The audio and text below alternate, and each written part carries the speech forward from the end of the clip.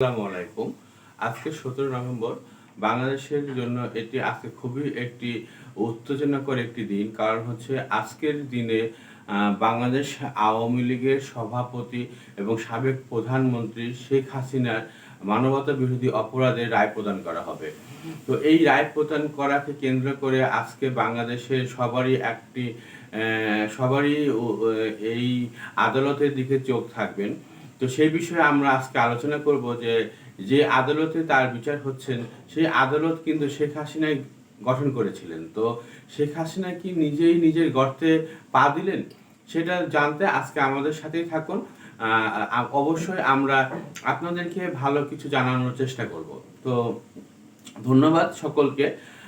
আমরা পিছনের দিকে যদি একটু ফিরে তাকাই, এই আন্তর্জাতিক যে যুদ্ধাপরাধী ট্রাইব্যুনালটি গঠন করেছিল, এটি কিন্তু আসলে এই আওয়ামী লীগ সরকারই এই আদালতটি গঠন করেছিল। তার প্রেক্ষাপটটি ছিল সম্পূর্ণ ভিন্নধর্মী কিরকম, যে যখন 111 সরকার গঠিত হয় সেই সময়তে বিএনপি এবং জামাতের বিএনপি এবং আওয়ামী লীগের বাঘা বাঘা মন্ত্রী নেতাদের বিরুদ্ধে যখন দুর্নীতির অভিযোগ উত্থাপিত হচ্ছে, তাদেরকে গ্রেফতার করা হচ্ছে, সেই সময়তে জামাত ইসলামের ব্যাপারে দুর্নীতির কোনো অভিযোগ সেভাবে কেউ আনতে পারছিল না। সেই প্রেক্ষাপটে জামাত ইসলামীকে কিভাবে শায়েস্তা করা যায়, এই জন্য আসলে 111 গভর্নমেন্টের সময়তে সেক্টরস কমান্ডার ফোরাম নামে একটি মুক্তিযুদ্ধদের একটি সাংগঠনিক কাঠামো দাঁড় করা হয়। সেই সাংগঠনিক কাঠামো থেকে প্রথম উত্থাপিত হয় যে বাংলাদেশে যুদ্ধাপরাধীর বিচার করা হবে। তো যুদ্ধাপরাধী সংজ্ঞায়িত করা হয় কাদেরকে, যে যারা সেই সময়তে বাংলাদেশের নাগরিক কিন্তু পাকিস্তান সেনাবাহিনীকে সহযোগিতা করেছিল, তাদেরকে যুদ্ধাপরাধী হিসেবে চিহ্নিত করে বিচারের আহ্বান করা হয়। কিন্তু প্রকৃত অর্থে আসলে যুদ্ধাপরাধী বলতে আন্তর্জাতিক সংজ্ঞা অনুযায়ী যাদেরকে বলা হয় বা বোঝানো হয় যে যারা যুদ্ধ সংগঠিত করে, যুদ্ধের নেতৃত্ব দান করে এবং যারা যুদ্ধক্ষেত্রের বাইরে যারা মানবতা বিরোধী অপরাধের সাথে সম্পৃক্ত থাকে, তাদেরকে যুদ্ধাপরাধী হিসাবে আন্তর্জাতিক জেনেভা কনভেনশন অনুযায়ী সংজ্ঞায়িত করা হয়। সেই সংজ্ঞা অনুযায়ী যুদ্ধের পরবর্তী সময় কিন্তু আমরা পাকিস্তান সেনাবাহিনীর 195 জন ব্যক্তিকে যুদ্ধাপরাধী হিসেবে চিহ্নিত করি এবং বাংলাদেশে যারা পাকিস্তানের সাথে ওতপ্রোতভাবে সম্পৃক্ত এবং যারা এই দেশের নাগরিক, তাদেরকে আমরা দালাল আইনে বিচার প্রক্রিয়াতে অংশগ্রহণ করার জন্য সেইভাবে কার্যক্রম পরিচালনা করি। অর্থাৎ সেই সময়তে কিন্তু দুইটি আইন প্রচলিত ছিল, একটি হচ্ছে যুদ্ধাপরাধী আইন, একটি হচ্ছে দালাল আইন। দালাল আইনের মাধ্যমে দেশের যারা রাজনৈতিক ব্যক্তি যারা পাকিস্তান সরকারের সাথে সম্পৃক্ত ছিলেন বিভিন্ন সহযোগিতামূলক কর্মকাণ্ডে, তাদেরকে সমর্থন দিয়ে বা অন্যান্যভাবে সমর্থন দিয়েছিলেন, রাজনৈতিকভাবে পাকিস্তানকে অখণ্ড রাখার জন্য চেষ্টা করেছিলেন, তাদেরকে দোষর হিসেবে চিহ্নিত করে দালাল আইনের বিচার প্রক্রিয়া শুরু হয় এবং 195 জন ব্যক্তিকে বিচার করার জন্য সংবিধানে একটি আইন সংযোজন করা হয়। পরবর্তীতে এই আইনটা আমরা সেভাবে বাস্তবায়ন করতে পারি নাই, কারণ হচ্ছে যে সিমলা চুক্তির মাধ্যমে যখন 195 জন সেনাবাহিনীকে আমরা ভারতের কাছে হস্তান্তর করি, পাকিস্তান কমিটমেন্ট করেছিল যে তারা তাদের দেশে নিয়ে গিয়ে তাদেরকে বিচার করবে, কিন্তু পাকিস্তান সেটা বিচার করে নাই। তো আমরা পরবর্তীতে কি করলাম, সেক্টর কমান্ডার্স ফোরাম ওনারা এই 195 জন 195 জন পাকিস্তান সেনাবাহিনীকে তো বাংলাদেশে ফেরত আনার ব্যাপারে কোনো উদ্যোগ গ্রহণ করলেন না, সে দাবি উত্থাপন করলেন না, যুদ্ধাপরাধী হিসাবে চিহ্নিত করলেন এদেশের নাগরিক যারা পাকিস্তানের পক্ষে কাজ করে।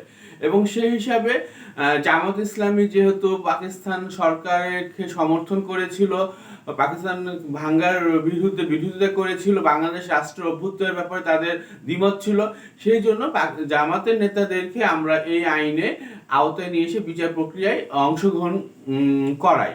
এবং সেই সময়তে একটি কথা খুবই প্রচলিত ছিল যে বাংলাদেশে সকল হত্যাকাণ্ডের বিচার হয়েছে, শুধুমাত্র 71-এর বিচার ছাড়া বাংলাদেশে কোনো হত্যাকাণ্ড বিচার ছাড়া নাই আর কি, শুধুমাত্র 71-এর হত্যাকাণ্ডটা আমাদের দেশে বিচার প্রক্রিয়া থেকে বাইরে আছে। কাজেই দেশে আইনের শাসন প্রতিষ্ঠা করার জন্য এই যুদ্ধাপরাধী থেকে বিচার করা আমাদের একটি নৈতিক দায়িত্ব এবং এইটি আইনের শাসন প্রতিষ্ঠা করার জন্য এটি খুবই গুরুত্বপূর্ণ একটি আমাদের একটি জাতীয় ইস্যুতে পরিণত হলো। তো তো সেই প্রেক্ষাপটে আওয়ামী লীগ তাদের নির্বাচনী ইস্তিহারে কিন্তু এটা উল্লেখ করেছিল যে তারা ক্ষমতায় গেলে তারা প্রথম কাজ হবে যে তারা যুদ্ধাপরাধীদেরকে বিচার প্রক্রিয়ায় অংশগ্রহণ করাবে এবং তাদের বিচার করবে এবং ৭১-এর যে গ্লানি ছিল সেটা আমাদের মুক্ত করবেন। তো স্বভাবত সাধারণ আমাদের ৭১-এর প্রতি আমাদের জনগণের একটি দুর্বলতা আছে। সেই প্রেক্ষাপটে জনগণেরও একটা চাওয়া পাওয়ার আকাঙ্ক্ষা ছিল যে ৭১ ছাড়া আসলে বিচার প্রক্রিয়াটা আমাদের দেশে হচ্ছে না কেন, ৭১-এর বিচার প্রক্রিয়া না হওয়ার কারণে আমরা আইনের শাসন থেকে হয়তো অনেক দূরে আছি। কাজে বাংলাদেশে আইনের শাসন প্রতিষ্ঠা করার জন্য আওয়ামী লীগ যত সুন্দর কথা বলছে সেটা আসলে আমাদের একটা মানে কি বলবো আইন প্রতিষ্ঠিত সেটা মাইল ফলক হয়ে থাকবে। সেইখানে আমরা আসলে আওয়ামী লীগের এই বক্তব্যকে সমর্থন জানিয়ে আওয়ামী লীগকে ক্ষমতায় নিয়ে আসি এবং ক্ষমতায় আসার পরে প্রথম কার্য দিবসে সংসদ অধিবেশনেই এই যুদ্ধাপরাধী আইনটি তারা পাশ করে এবং যুদ্ধাপরাধী ট্রাইব্যুনালটি তারা গঠন করে। তো শুরুতেই সবারই আশা প্রত্যাশা ছিল যে এখানে ন্যায় বিচার প্রতিষ্ঠিত হবে। ইতিহাসের যে জঞ্জাল যেটি আমাদের ঘাড়ে বসে আছে যে ৭১-এ এদেশে মানুষকে আমরা এই ৭১-এ আমরা বাংলাদেশের এক শ্রেণীর নাগরিক ৭১-এ যে অন্যায় অবিচার করেছিল সেটার থেকে আমরা মুক্ত হতে পারবো, কিন্তু আসলে ঘটনা যেটা ঘটলো আমরা যেটা দেখলাম যে বিচার প্রক্রিয়াটা আসলে স্বচ্ছ ছিল না।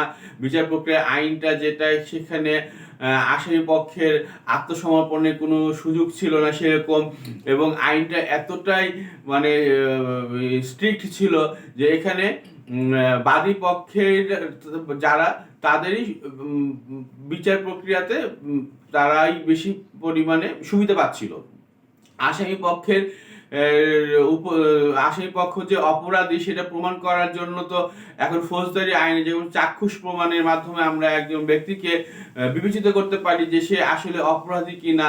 তো যেহেতু ঘটনা 50 বছরের আগে সেখানে চাক্ষুষ সাক্ষ্য প্রমাণ ছিল না, সেখানে বিভিন্ন দলিল দস্তাবেজপত্র পত্রিকা বিভিন্ন ব্যক্তির বক্তব্য এগুলোই সাক্ষ্য হিসাবে উপস্থাপন করা হয় এবং যাদেরকে চাক্ষুষ সাক্ষী হিসাবে আনা হয় অভিযোগ আছে যে তাদেরকে অনেকেই বল প্রয়োগ করে ভয় ভীতি দেখিয়ে সেফ হোমে তাদেরকে সাক্ষ্য প্রদান শিখিয়ে তাদেরকে আদালতে হাজির করা হয়।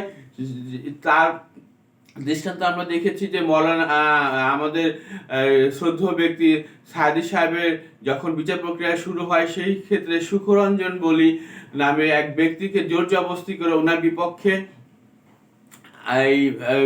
বিপক্ষে যখন আদালতে সাক্ষী হিসেবে দাঁড় করানো হলো উনি এটা অস্বীকার করলেন, আদালতে উনি সাক্ষ্য দিবেন না বলে জানিয়ে দিলেন।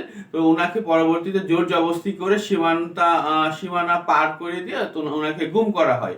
পরে অনেক সাক্ষী প্রদানকারী ব্যক্তি দেখে দেখা গেছে যে যারা আসলে 1971 সালে শিশু ছিলেন সেসব ব্যক্তি দেখে ওখানে সাক্ষ্য হিসেবে দাঁড় করানো হয় যে তারা এই অপরাধের চাক্ষুষ ঘটনাটি অবলোকন করেছিলেন। তো এইসব ভুল ত্রুটির কারণে বিচার ব্যবস্থাটি বিতর্কিত হয়। আমার এই কথাগুলো বলার কারণ হচ্ছে যে অতীতের যেই মানবতা বিরোধী বা যুদ্ধাপরাধী যে ট্রাইব্যুনালটি ছিল এই বিচারটি ছিল ত্রুটিপূর্ণ। 50 বছর আগে সাক্ষ্য প্রমাণের অভাবে আমরা এই বিচার প্রক্রিয়াটা খুব সুন্দরভাবে সমাধান করতে পারি নাই। কিন্তু কালের পরিবর্তনে যেই বিচার আদালতটি গঠন করলেন আওয়ামী লীগ, সবচেয়ে বড় মজার কথা হচ্ছে যে আসলে আমরা আইন তৈরি করি, আদালত তৈরি করি, আমরা এই আইনের মাধ্যমে বিরোধী দলকে নির্যাতন করি, নিপীড়ন করি। এই আইন যে একসময় আমাদের ঘাড়ে আমাদের দিকে যে এক সময় এটা আসবে না তার কিন্তু কোনো নিশ্চয়তা নাই, এবং সেই ঘটনাটাই কিন্তু আজকে ঘটে গেল। যে আদালত শেখ হাসিনা গঠন করেছিলেন, শেখ হাসিনার পতনের পরে সেই আদালতে আর বিলুপ্তি করা হলো না। সেই আদালতে আইনটাকে কিছুটা সংস্কার করে যেটার বিচার প্রক্রিয়া শুধুমাত্র ছিল ৭১-এর উপরে, ৭১-এর মানবতা বিরোধী অপরাধের উপরে যার বিচার করার কথা ছিল সেই আইনটা সংস্কার করে এখানে ইনক্লুড করা হলো যে 24 জুলাই যে মানবতা বিরোধী অপরাধ করেছিলেন, অর্থাৎ একটি সরকারকে পতন ঘটানোর জন্য যখন দেশের জনতা বিক্ষুব্ধ অবস্থায় সরকারকে সরানোর জন্য আন্দোলন করছিলেন রাজপথে, তারা সরকারের প্রতি অনাস্থা জানিয়ে দিয়েছেন যে এই সরকারকে আমরা চাই না, তখন সরকার ক্ষমতায় ধরে রাখার জন্য তার আইন শৃঙ্খলা বাহিনী দিয়ে যেই পরিমাণে লোকদেরকে হত্যা করেছে, আন্দোলন চলাকালীন সময় প্রতিদিনই 200, 300, 100 করে লোক যেভাবে রাস্তায় মারা গেছেন, এর থেকে তো আর মানবতা বিরোধী অপরাধ পৃথিবীর ইতিহাসে আর হতে পারে না। এই সরকার তার ক্ষমতা ধরে রাখার জন্য প্রায় 1 মাসে আমাদের হিসাবে গরমিল হতে পারে, বিভিন্ন গণমাধ্যমে বা বিভিন্ন পরিসংখ্যান অনুযায়ী দাবি করা হয় যে 1400-র মতো ব্যক্তি নিহত হয়েছেন এবং 20,000-এর উপরে ব্যক্তি আহত হয়েছেন, যারা এখনো পঙ্গুত্ব বরণ করেছেন, অনেকেই চিকিৎসাধীন অবস্থায় আছেন এবং অনেকেই বিভিন্ন সময়তে কিন্তু মৃত্যুবরণ করছে, সেটা আমরা দেখতে পাচ্ছি।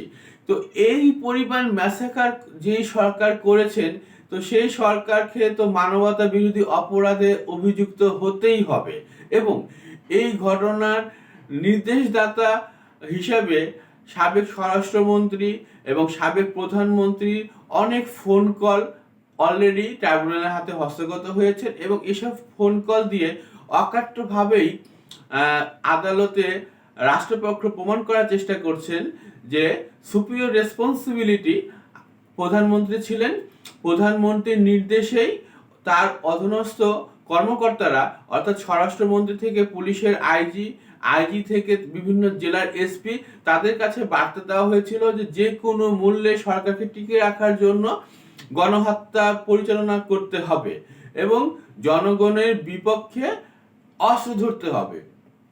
পুলিশ সেই নির্দেশনা অক্ষরে অক্ষরে পালন করেছে দেখেই আজকে জুলাই গণ অভ্যুত্থানে বাংলাদেশে এতগুলো রক্ত ঝরেছে, এতগুলো পরিবার তাদের পিতা মাতাকে হারিয়েছে, সেই বেদনা আজকেও আমরা ভুলতে পারছি না। সেই যারা মারা গেছেন তারাই শুধুমাত্র জানেন যে স্বজন হারার বেদনা কতটুকু। আমাদের সাবেক প্রধানমন্ত্রী তিনিও স্বজন হারিয়েছেন, তিনিও কথায় কথায় আমাদেরকে শোনাতেন যে স্বজন হারার বেদনা আমি খুব ভালোভাবে বুঝি, কিন্তু ওনার সরকারের আমলেই বাংলাদেশের ইতিহাসে সবচেয়ে বেশি ব্যক্তি স্বজন হারিয়েছেন, গুমের শিকার হয়েছেন এবং বাক স্বাধীনতা না থাকার কারণে আইন শৃঙ্খলা বাহিনীর নির্যাতনের শিকার হয়েছেন। তো মানবতা বিরোধী অপরাধের সংজ্ঞায় যেই অপরাধগুলো চিহ্নিত করা হয়, প্রত্যেকটি অপরাধী উনি করেছেন এবং উনার সরকার করেছেন। কাজেই আজকে আমরা নির্দ্বিধায় বলতে পারি যে শেখ হাসিনা যে আদালতটি গঠন করেছিলেন তার প্রতিপক্ষকে দমন করার জন্য এবং তার প্রতিপক্ষকে দমন করতে উনি অনেক সার্থক হয়েছিলেন। এই যুদ্ধাপরাধী ট্রাইব্যুনালের মাধ্যমে কিন্তু জামাতের শীর্ষ নেতৃবৃন্দদেরকে চিরতরে বাংলাদেশের রাজনীতি থেকে একেবারে সরিয়ে দেওয়া হয় এবং জামাতকে নেতৃত্ব শূন্য করে ফেলা হয়। শুধু এই না, শুধু জামাত না, বিএনপিরও বেশ কিছু নেতাকে কিন্তু ফাঁসির কাস্টে ঝুলতে হয়েছে তার এই ক্যামেরা ট্রায়ালের মাধ্যমে। তো বর্তমান ট্রাইব্যুনাল ওই আইনটিকে কিছুটা অনেকাংশে সংস্কার করে বিচার প্রক্রিয়াটা তারা চালিয়ে যাচ্ছেন। তারা দাবি করছেন যে এখানে আসামি পক্ষ ন্যায় বিচার পাবেন এবং যেই দালিলিক সাক্ষ্য প্রমাণ তার উপস্থাপন করেছেন, এই দালিলিক সাক্ষ্য প্রমাণ দিয়ে পৃথিবীর যে কোনো আদালতে যদি উপস্থাপন করা হয় তাহলে নির্দ্বিধায় আসামি পক্ষ দোষী সেটা সাব্যস্ত হবে। তাহলে বোঝাই যাচ্ছে যে আদালতের রায় কোন দিকে যেতে পারে। যদি প্রমাণ হয় যে আসামি পক্ষ এই হত্যাকাণ্ডের সাথে সম্পৃক্ত, তাহলে আশঙ্কা করা হচ্ছে যে শেখ হাসিনা সাবেক স্বরাষ্ট্রমন্ত্রী তাদের সর্বোচ্চ শাস্তি হয়তো চলে আসতে পারে। তো সেই প্রেক্ষাপটে আওয়ামী লীগের শীর্ষ নেতৃবৃন্দুর যদি সর্বোচ্চ শাস্তি হয়, আওয়ামী লীগের রাজনীতি কোন দিকে যাবে, আওয়ামী লীগ কি আবার পুনর্গঠিত হতে পারবে কিনা, সেই বিষয়ে আমরা পরবর্তী একটি ভিডিওতে আরো বিস্তারিত আলোচনা করব। আজকে এই পর্যন্তই। তো আমরা যেটা সারমর্মে আমরা আসতে পারি যে শেখ হাসিনা যেই গর্ত খুঁড়েছিলেন বিরোধী দলের জনমত, বিরোধী দলের নেতাদেরকে দমনের জন্য, সেই গর্তে আজকে নির্দ্বিধায় শেখ হাসিনাই পড়তে যাচ্ছেন। এটা নির্দ্বিধায় আমরা এটা স্বীকার করতেই পারি যে অন্যের জন্য কোনো যদি কাজ আমরা করি, অন্যের ক্ষতি করার জন্য যদি আমরা কোনো কাজ করি, সেই কাজটি কিন্তু একসময় আমিও তার শিকার হতে পারি।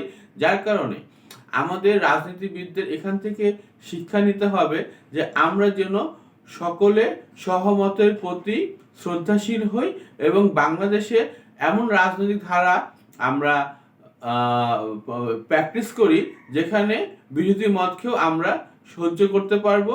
বিরোধী মতকে দমন করার যে একটা নোংরা মানসিকতা আমাদের মধ্যে ছিল, সেখান থেকে আমরা যেন সরে আসতে পারি। আজকে এই পর্যন্তই। ধন্যবাদ সকলকে।